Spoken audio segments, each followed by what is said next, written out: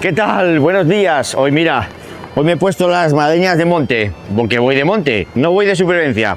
Y tenemos la mochila ya cargada, el agüina, el pan, el palo que no falte, de avellano, y vamos a coger las barritas energéticas. Esta es la barrita energética mejor que podemos tener en Asturias, el chorizo. Aquí el chorizo de monte. Buah, de monte, pero fantástico, de gochus felices.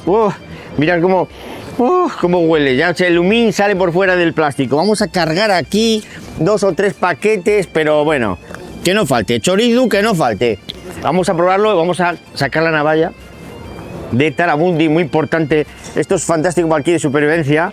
Y vamos a cortar un poco para ver si realmente estas barritas son... esto es lo máximo total. Si queréis un cachín, mirad, os doy un cachín, mirad. Uy, que lo leéis como yo.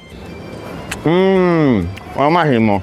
Así que ya sabéis, si vais de monte o vais de paseo o os apetece en casa, choricín de gochu feliz, aquí en la tendina de Terastur. Hasta la navalla huele.